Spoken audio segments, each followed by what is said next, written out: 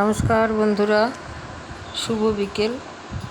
এই বসে একটু খবর দেখছিলাম, যা চারদিকে অরাজকতা চলছে ভাবছি, তাই হাজব্যান্ডের সাথে বসে গল্প করে ভাবছিলাম কী করে কী হবে, নিজের মেয়েই বা কী করে মানুষ করবো, আর চারদিকে এই যে অশান্তি। তবে মনে হয় সবই ঠিক হয়ে যায়। তারপরে হাজব্যান্ড বললো চলো আজকে একটা নিরামিষ সবজি বানাও রুটি খাওয়ার জন্য। তো চলুন দেখছি। এই যে আমরা এটাকে বলি নেনুয়া, অবশ্যই এটা ধুদুল নয়, নেনুয়া। আপনারা কিছু নাম জানলে বলুন।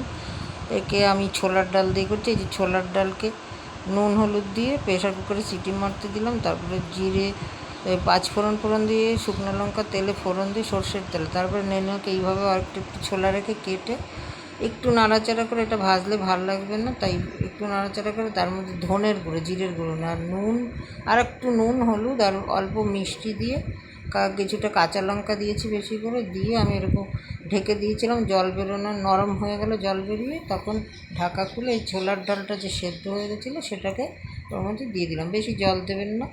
তারপরে ছোলার ডালটা সেদ্ধ ছোলার ডাল দিয়ে যখন এরকম টেক্সচারটা এলো, তখন এটা আমরা ঢেকে রাখলাম। ঢেকে আবার একটু গল্প করছিলাম। আমার বাড়িতে অবশ্য একজন গেস্ট এসেছিলো, তাই ড্রেসটাও চেঞ্জ করে নিয়েছি।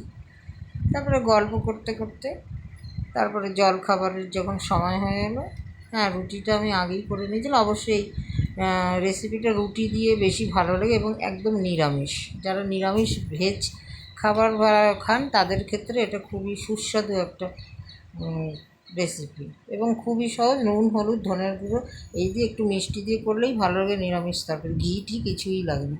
তারপরে এই যে রুটিতে গরম গরম পরিবেশন করলাম হাজব্যান্ডকে। আমার হাজব্যান্ডের খুবই একটা ভালো রেসিপি ওর জন্য, আপনারা খেয়ে